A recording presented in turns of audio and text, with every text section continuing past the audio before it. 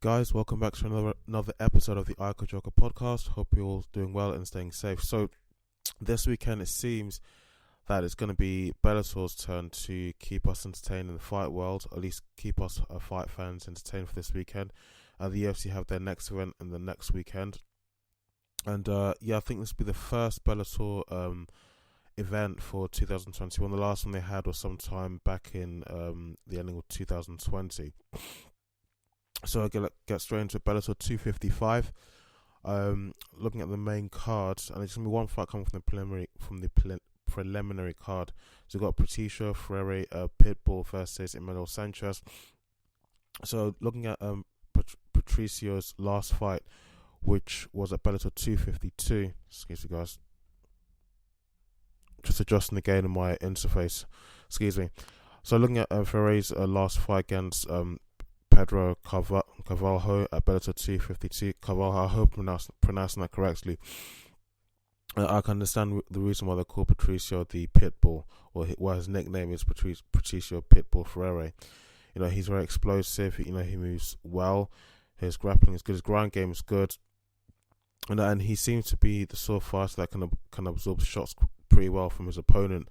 Look, in this fight against Pedro, he took a knee from Pedro, and he wasn't really phased by the attack. And his stand up is really good. His striking seems really powerful, which I think is the reason why. Which I think, in my opinion, that's probably one of the reasons why they call him the Pitbull. It's really explosive, really precise, and quite ferocious. And that's why he did win by a knockout. And his record stands at 31 wins and 4 losses, which 31 wins, that's out of a total of 35 fights. That's pretty damn good. And hopefully win this fight at Bellator 255, that adding to that will make it 32 wins. Now his opponent, Emmanuel Sanchez, the last fight he had at Bellator 252, also against Daniel Ojiako, I hope I'm pronouncing it correctly, guys. He does seem like an explosive, fiery sort of fighter. He's quite domineering, and he can keep his opponent in one place and just attack them, take them apart there in just one particular spot in the octagon. And he seems to be like Ferreira, can also can absorb and handle an attack. He can handle shots quite well himself. And looking at his fight with Ojiako, he fought like a warrior. He didn't gas out once, so he held his ground for the whole fight basically.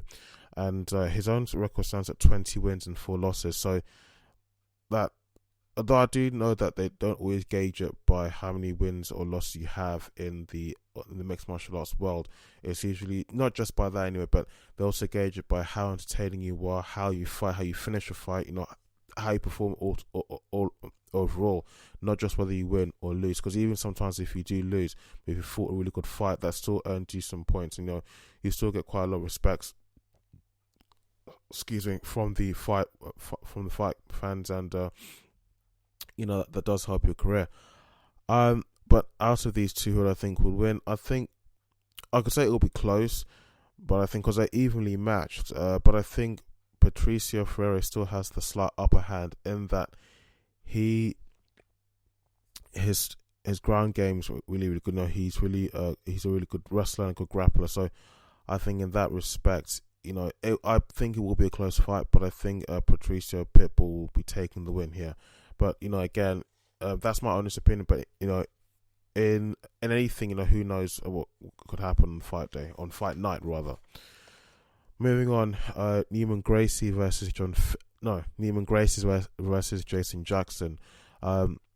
So Neiman Gracie, a member of the well-known Gracie family, who are very well known in mixed martial arts, especially because of their Brazilian Jiu-Jitsu academy that they have, and the fact that the family, every single member of the family are involved in Brazilian Jiu-Jitsu, in Taekwondo, in Judo, in that area of combat sports. They're very well known for that. So, the point I'm making, that Neiman Gracie, he's a particular fighter or member of the Gracie family that I've never heard of before. Anyway, looking at his own performance, the last fight that they say the only a fight's only as good as his or her last fight, so that's kind of like what I'm going by. But I mean, it's not just the only. I'm just not only just looking at their last fight. I'm just looking at just as many fights as possible, but I'm looking at the one whereby I see that this is where they fought the best, and it's the most recent fight. I mean, not something that's too old. Let's say a year old, 2 or 3 years old, because I think after that time, after maybe 3 or 4 years has passed, and probably after 3 or 4 years has passed, more than likely their fighting has changed, or it has improved, or for one reason or the other, maybe it's gotten worse. But when he fought John Fitch at Bellator 246, his stand up looked pretty good. His grappling and his wrestling, his ground game looks really impressive. I know he can defend himself well against a clinch and a takedown. He's also good, from what I could see when he fought John Fitch. He was also very good at keeping Fitch on the floor, on the ground, controlling his opponent, and his ground game was really good.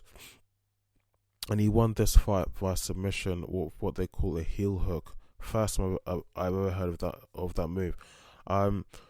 But I say, what I was going to say in comparison to before I get to that, Jason Jackson, who is going to be his opponent at Bellator 255. Now, when he fought Benson Henderson at Bellator 253, stand-up was good, striking looked impressive, and from what I could see in that fight, he does appear comes across as quite a dominating fighter. So tracks his opponent. I'm not going to go and say anything that's really unnecessary, but tracks his opponent pretty well, keeps in one spot in the octagon, and just takes him apart there and then. Out of both of these guys, I'd say that because of Gracie's ground game seems to be really, really good, I'd say we probably have the upper hand here. He has 10. His record stands at 10 wins and just one single loss, which is okay. That's pretty good. I'd say he'd have the upper hand out of these two guys because of his ground game. I mean, for me, your stand-up will help, but it's my own personal opinion, and I've always been encouraged to give my own personal opinion on my podcast, because it's my podcast. If your stand-up is good, that's great, it would help. But if your takedowns are good, and if they're even better to the extent that you can keep your opponent on the floor and control them there and get them to submission, potentially win the fight, get them to tap out, then I believe you've got the upper hand, because I think a takedown and your ground game, basically, if you're trying to grapple and wrestle with your opponent and trying to win, that's far tougher and far much more challenging than having a good stand-up and just striking and performing left hooks and uppercuts whilst you're on your feet. I say that because when you're standing up and striking and delivering the shots, that's a lot easier. You have the advantage of moving out of the way, being evasive to avoid being attacked. But when you're in the ground, unfortunately, you can't do that. So when you're in the ground, you've got to be far more tactical and a lot smarter, and make sure. And you've got to hope that your wrestling and your jiu-jitsu and your grappling is good. Like your overall ground game is good enough to get you out of that situation, or at least, at the very least, get you into position whilst you're in that situation where you can have an easy win via submission or whatever. So in that case, I'd say Neiman Gracie will win. But again, like I said, for the first fight with Freire and Sanchez, hopefully, like I said with the first fight, it's my opinion that Gracie will win. But like I said with the first fight, who knows what will happen on the fight night. So, moving up, still on the card, we have Jack May versus Tyrell Fortune. Now, Jack May is a fighter who I've never heard of before, and when it comes to Bellator MMA, I have to say that a lot of the fighters in this organization, from what I can see, they're actually unknown quantities and unknown individuals in terms of just how well a particular fighter is in the sport of mixed martial arts and in the sport in overall combat sporting world. But I think if they are in the UFC, then there's a better chance of them being known, even though they're still at the lower end of the overall ranking for the game. So Jack May, looking at his first or his last fight or his most recent fight with an opponent who was known as Carl Noblet or Carl Nublet, Noblitt. Now his last fight was an XMMA. Must have been acronym for particular. That's the name of the promotion, but this was just the beginning of this year, January 30th, 2021. In that fight, I did pay close attention to his performance. Takedowns were good. His ground game, his grappling was good. And, he's good at turning a clinch into a takedown. I think in this fight, I saw he did it twice, and it was really impressive how he did it. And his record is 11 wins and 7 losses. His opponent, Tyrell Fortune, is going to be fighting at Bellator 255. He looked, when he was fighting at his most recent fight with Timothy Johnson, when he was fighting Johnson, he looks to be a bit more patient, a bit more calculating with his stand-up, and he's quite an evasive fighter. He can move well. His record stands at 9 wins and just 1 loss. So I think overall he does have maybe a slightly better record than his opponent Jack May. Although Jack May seems his 11 wins and 7 losses overall. That's more fights gone under your belt, so maybe he has more experience, and of course may have more losses, so he's learned a lot more. But my honest opinion out of the two guys, who do I think would win? I think it'll be a close one, because the fact that Fortune can move really well will help. It'll be close, but I think if Jack May can get May can get Fortune into a takedown and control him there and get a submission in, then he has that upper hand. So I think it might be close, but I think May again, in my own personal opinion, because I believe that if your ground game is good, it really, really does help you. I think May may take the win away from this one, but let's see what happens. Moving on, we have Usman Nurmagomedov versus Mike Hamill. So this is going to be almost like a half-assed opinion I'm going to give. It's going to be my honest opinion, but I'm not even sure if I should give my opinion, because I've not seen the other guys fighting, so I'm not sure if I can actually give an opinion without sounding foolish or biased or naive, not knowing what I'm talking about. Now, I say that honestly because I like to put out my honest opinion instead of putting out bullshit. So I've not really seen too much of Mike Hamill. I've not even really heard of him, but I do know of Usman Nurmagomedov. The surname gives away a lot. Obviously, he's a cousin of Khabib, who is a very well. I don't need to tell you who Khabib is if you're really well invested in this sport. So he's a cousin of Khabib, and the Nurmagomedov family, those who are mixed martial arts athletes, of course, they're known for their wrestling. Their ground game is really, really good. Of course, I think where they come from in Dagestan in Russia, they're trained to wrestle. They practice wrestling. They learn wrestling by wrestling with bears. So that really does help.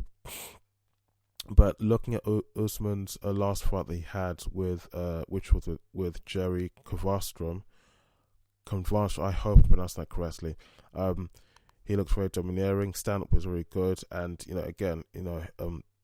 he takes after the other members of his family. His ground game was on point. Now, I'm not sure whether he'd win or lose against Michael Hamill, because I've not seen Mike Hamill's any of Mike Hamill's previous fights, so I'm not going to say who's going to win or lose in that one. But if it went in the direction of Nurmagomedov, if Nurmagomedov was to win this fight, I wouldn't be surprised, because again, having that, if you're really talented with your ground game, if you're really good on the floor, your wrestling, your grappling, clinches, that I know that really does help, and it's really beneficial. It's hard to get out of a takedown than it is compared to how you'll be performing when you're striking. That's my honest opinion. So I will not give my opinion on that fight until. Really, I can't say anything else until fight night. But for that one, if it was to go in the direction of Nurmagomedov of Usman, I wouldn't be surprised if he won. That's really the point I'm making. That.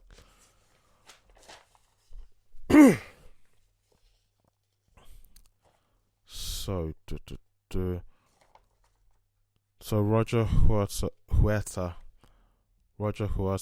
versus Chris Gonzalez. Now, I do know Roger Huerta. He fought in the UFC, made his debut sometime in 2007.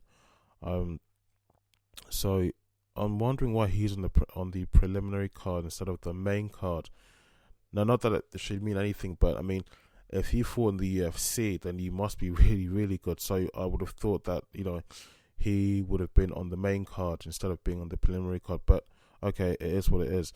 Now, his last fight, which was against Hayden Hassan, and I didn't get the specifics of the specific time or the specific event where it was, whether it was in Bellator, the UFC, or one championship, wherever it was. But it was against Hayder Hassan, and Huerta's stand up was good. He can move.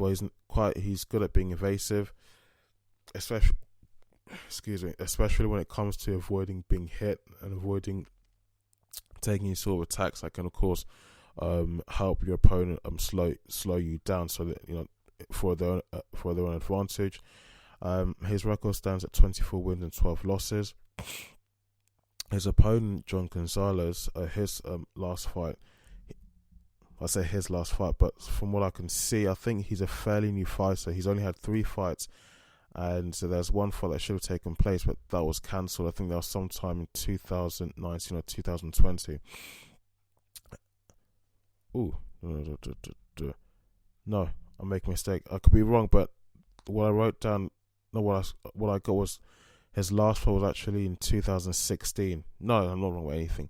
His last fight was in 2016. I think the fight that should have happened after that was cancelled.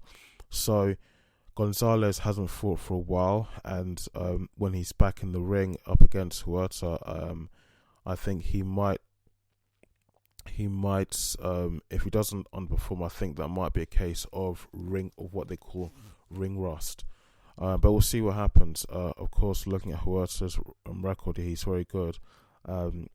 Gonzalez hasn't fought in a long while, so he might not perform as well as anyone backing him hopes he would perform. But who would I think would win? Maybe, to be honest, I'm gonna be honest. Huerta. I think this is a sort of game that I've heard some people say, and it's something I agree with, and it's something that I can relate to. If you've not done something for a long time, especially when it's something that requires you to practice that craft so many times, if you've not done it for a long while, I'm talking about not just weeks or months, but in years, then I believe it will affect your ability to perform at that particular standard when you come back to doing whatever it is. It's not necessarily even combat sports or sports altogether, just anything at all that requires you to, any sort of skill that requires you to practice that craft on a daily basis. If you've left that skill, that craft for a long while, you come back to after a long while, after a long time of not doing it, then it will affect, the way you do it, your performance will be affected. At least that's my own personal belief, and I can tell you that from experience. Okay, so I don't know those fight cards.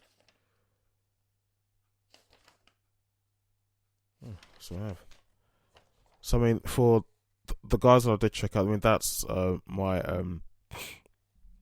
that is my own opinion about who's gonna win.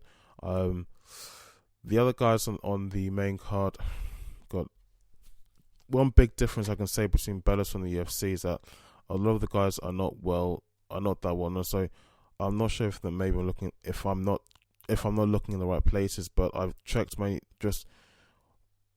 checked all the platforms, and I can't find any footage of any of the other guys in the fighting on the card, just of their past fights, just so I can give my own honest opinion about pure blunt opinion about who I think would win. So these are the guys who I could come across some content about their past fights. If it was the UFC, their athletes, there always seems to be an abundance of their past fights everywhere. Alright, but moving on, this is something that I always vowed that I would never talk about in my podcast, but unfortunately the issue has become so mainstream that, and the date April 17th 2021 is edging closer and closer and closer. Now it's the 2nd of April. It's now the morning of 2nd of April anyway here in the UK as I'm recording this. Ben Askren versus Jake Paul. Now, up until the press conference, which is really the stuff I'm going to talk about at this point in my podcast, up until the press conference between these two that took place just a few days ago, most people, including myself, I say including myself, but no, let me just talk about myself. I've always wanted Ben Askren to win because I've never liked Jake Paul, and when I've heard that it's going to that he came into boxing, I was like, okay, fine. But now now he's talking about, or he had been speaking about, venturing into the MMA market and fighting some top mixed martial arts athletes. That's where I became really, really should I say curious? No, more so annoyed, because I don't like his character. He just comes across as boastful, arrogant, and really brash. And he comes across as the sort of person that's just an attention-seeking whore. Always wants to do something, not necessarily because he takes it seriously, not because he necessarily cares about what he's doing, but because he wants people to look at him. He just wants the attention. He wants people to look at him and to, well, not even necessarily to like him, but just, give whatever he's doing attention, because through that he gains attention, and potentially when you have so many eyeballs on something or someone, they can make a living out of it. So and that's how he's made his living, by just being on YouTube and making all these videos about doing stupid pranks and just stupid silly stuff. And him going into the combat sporting world, I think I agree with the opinion of many people, even those combat sporting veteran athletes such as Mike Tyson and Floyd Mayweather. Has Floyd Mayweather said this? Probably not, but I know Mike Tyson had said something like this, but him coming into the sport, at least into the combat sporting world altogether, it does degrade the sport, because he's someone who, and you may not agree with me when I say this, but it's my own opinion, that someone like Jake Paul, in comparison to other boxers who are even younger than him, or around the same age as him, or even older than him, but not too old that they're reaching the retirement age of the sport anyway, but he hasn't earned the stripe. He hasn't really earned his stripes the same way the other guys have earned their stripes. He hasn't been through what they've been through. He hasn't worked his way up through the rankings, that sort of thing, to even earn the sort of pay-per-views that they rightfully should earn. Would I say he's gaining recognition? No, not for the right reasons anyway. But back to the point of what I'm talking about this in the first place, the press conference. Now, the press conference, there's lots of silly, unnecessary things that he did. The first thing that he did, of course, was he went to look for Ben Askren. Him and his group of minions, as people call them, the group of his yes men, they all went to look for Ben Askren, and Ben Askren was making one part of the venue with his wife, Amy Askren, and they're just waiting there, I think, to be called to the press conference. And the only reason why Jake Paul went there, I think, maybe was to insult and disrespect Ben Askren in front of his wife. And that didn't ruffle the feathers of Ben Askren at all. Just wore for ducks back for him. But I think where people really could see telltale signs of mental and physical weakness, but more so mental weakness than physical weakness, was at the press conference itself, where there should have been some trash talking, but there's more trash talking coming from Jake Paul, if you can call it trash talking anyway. Jake Paul did look like someone who was out of his depth. He looked like someone who had realised that what they've gone into, what they've signed up for, was probably they got more than what they bargained for. They're punching above their weight, because he looked really uncomfortable, and the sort of stuff he was saying to Ben Askren seemed really, it made Jake Paul come across as some sort of petulant idiot, And it was at that point that I suddenly realised, this is my own personal opinion, and I keep having to say that that's when I realized, I think I've got a good feeling that this guy probably, again, looks like someone who has suddenly realized that he's gotten himself into something that he probably can see as a big mistake on his part anyway, because Ben Askren looks cool and collected and calm. But Jake Paul, for me, from what I could see, immediately after that conference, I thought, I think Ben Askren could actually win this, because his opponent doesn't seem mentally ready. His opponent doesn't seem mentally strong. His opponent doesn't seem physically strong, because even after the exchange of words, they still had like a small altercation whereby Ben Askren just pushed Jake Paul's face, and then Jake Paul just reacted by just I think slapping Ben Askren's hip, or spanking like sort of like semi spanking his ass or something, like a hard slap. I mean, I don't know what it was, and they tried to shove Ben Askren, and the whole thing just looked ridiculous. And Jake Paul came across as looking weak and pathetic, and from looking at how he reacted, from how uncomfortable he looked while sitting in that chair during the press conference, you could tell that Ben Askren had penetrated had gone inside Jake Paul's mind, and somehow it worked, because unless if Jake Paul was putting on an act just to pretend, well, he did that really, really well, but I'm not convinced that is how he was thinking whilst he was sat in that chair during that press conference. I genuinely believe that he probably realizes that this is not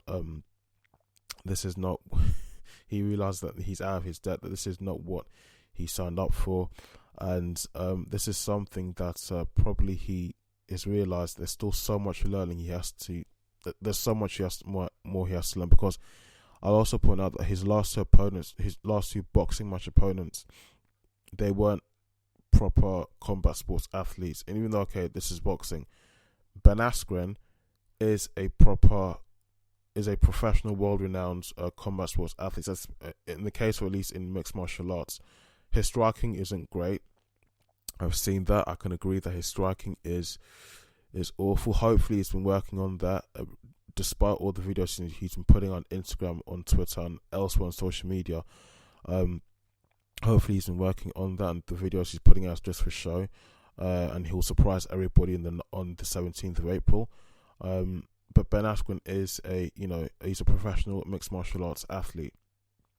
Let me not use the term mixed martial arts athlete. He's a professional combat sports athlete. If you overlook his striking capability. And Jake Paul hasn't fought a proper combat sports athlete, he even said he's a successful boxer.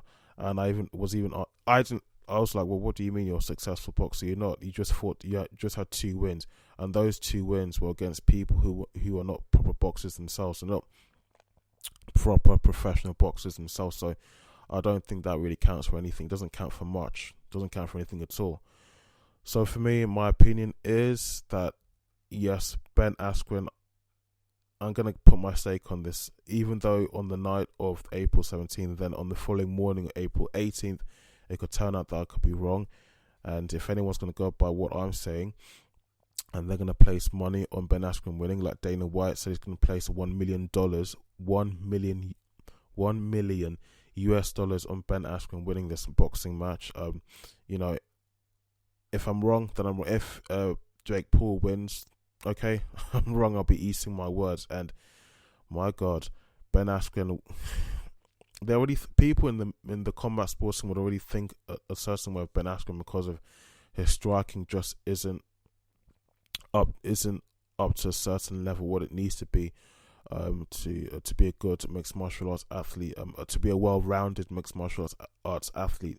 A bulk of Ben Askren's success in MMA has come from his wrestling. He's a really good wrestler. His ground game is excellent, superb. But we just have to wait and see what happens on April 17th. I personally believe that Ben Askren will win.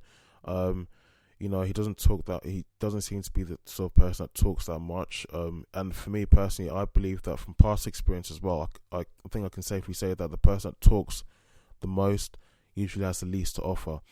And another point I was just saying to someone else that was talking about this thing that happened at the press conference.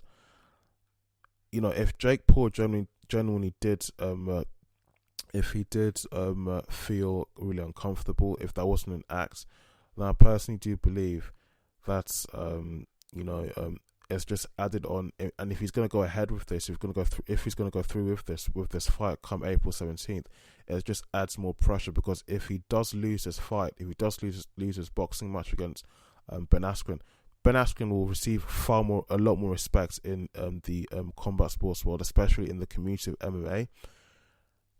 Jake Paul, I don't think, and it's my own genuine blunt opinion, I don't think he'll ever be able to live this down. The embarrassment will just be too much. No one will want to hear his name ever again, even Dana White, because all the fights that Jake Paul's been asking for with maybe not Dylan Dennis, but with Khabib and Conor McGregor, with Michael Bisping and all the other people that are still in the UFC.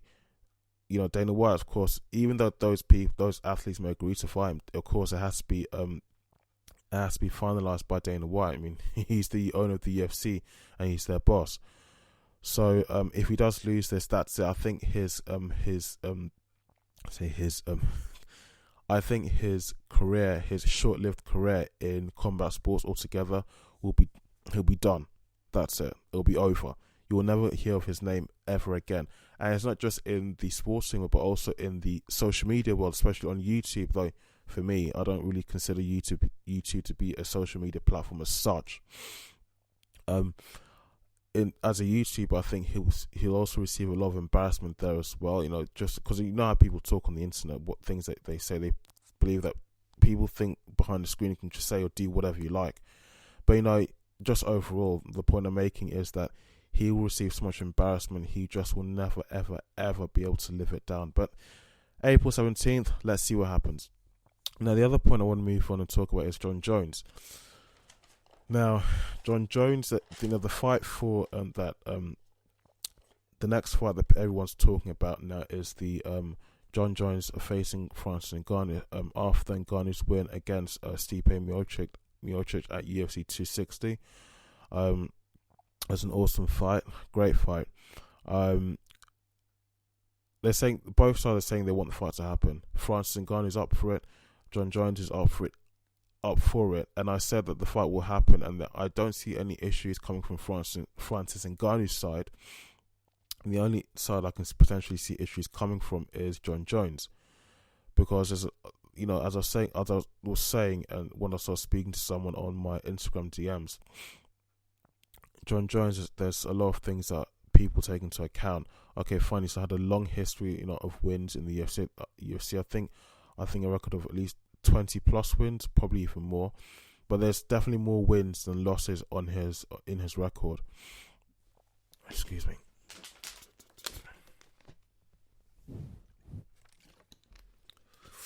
So my mouth's just getting a bit dry. I sweat my throat a little bit. So, as I said before, the issue, if I can see any issues coming from anywhere, I believe solely that will be coming from the side of Jon Jones, because there's the issue of the controversy with the failed drugs tests, and even outside the octagon, there's always been something going on. The altercations he's had with the police, because of the accidents he had, like the incident he had back in 2015, had a car accident with a pregnant lady who was driving the other vehicle. He ran away from the scene.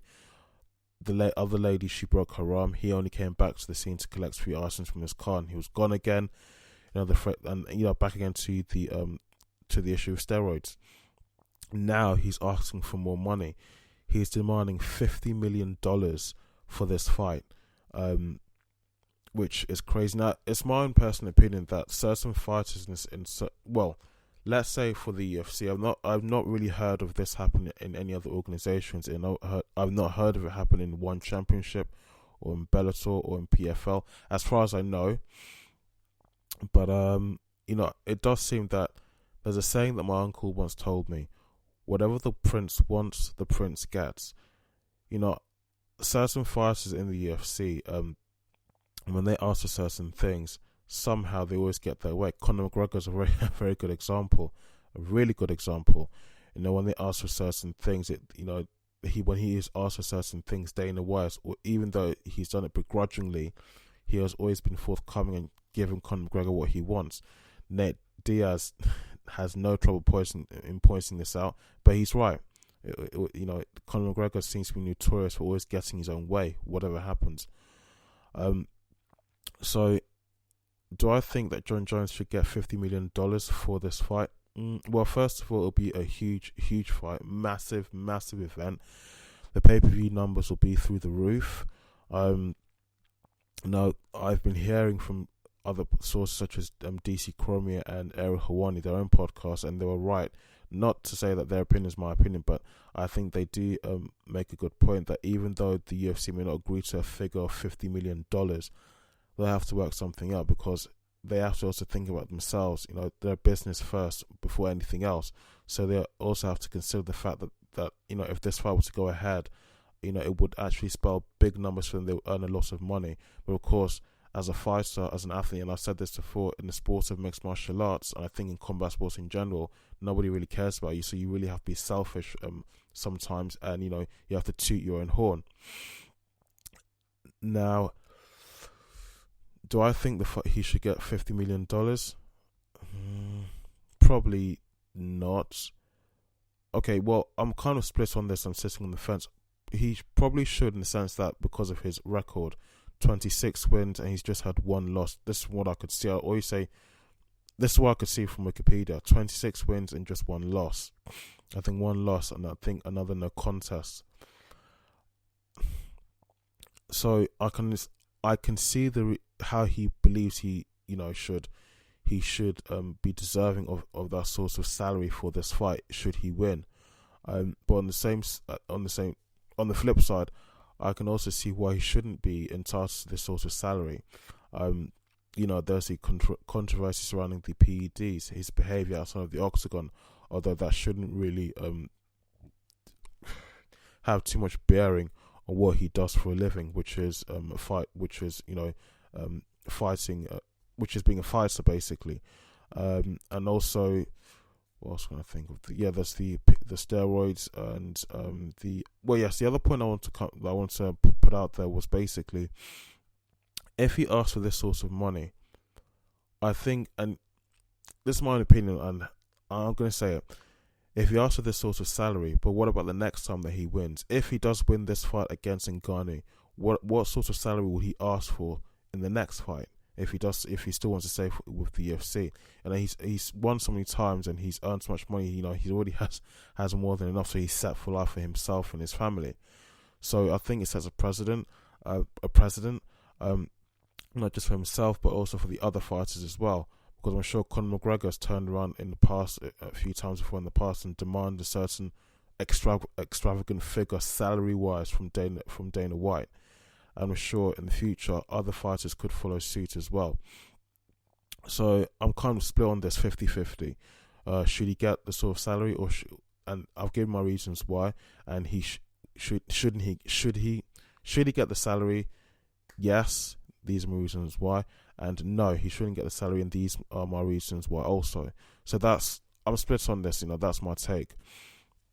So yeah, guys, take it for what it is. So I know that by the time this podcast goes live on YouTube and on other platforms, it might be very late, especially for the Bellator 255 event. I'm not going to say that. I've noticed that Bellator fights, and I think I've said this before in the past, they don't really get the sort of recognition they deserve, because the organization does have some really good, really talented fighters, even though those fighters have never been in the UFC. I've seen them fight. They're really good. They're really entertaining. Their ground game is good. Their stand up's really good as well. But what's really bugs me, especially from what I can see during the fights and even after the fights, if you want to see any recaps, any highlights, from my own experience, I can barely see any recordings of footage or clips from any Bellator event, and I think it's quite unfair to the organization, because they do have some really good fighters. They generally do. I can see that for myself, and the company just doesn't get the recognition they deserve. So on that side, on that side, it's pretty unfair. The UFC, even though they got the stardom power, they've got that sort, because they've built up the sport from scratch. They were the first promoting, they were the first fighting promotional organization, I think, is it in the US or the world, but they're the biggest basically. But I've seen that most of their fights, even for their top ranking fighters, their fights are not always entertaining. But because it's the UFC, you always see the name of that fighter splash all over the internet. But I just want to make that point, guys, that Bellator, despite the fact that they may not be as popular, and despite the fact that they don't have that sort of wow pulling power whenever they host an event, they do have some good fighters, and some of their events are really, really underrated. I can see that they don't get that well-deserved recognition. But guys, I think I've ranted enough for 40 minutes now. I think it's long enough. So again, my opinions for what I've covered in this podcast, please take it for what it is. I hope Ben Askren wins this fight. I really, really hope he does, because he'll gain so much more respect in the mixed martial arts community, in the combat sports world community, and he'll be doing everyone a favor by shutting up Jake Paul, who will never ever be able to live down this embarrassment. The embarrassment will just be too much for him. His short-lived career in combat sports will be over before it's even started. And I look forward to the Bellator 255 fights. And the John Jones situation, I'm still on the fence about that one. But guys, if you like the video, if you enjoy the podcast on YouTube, please don't forget to leave a like.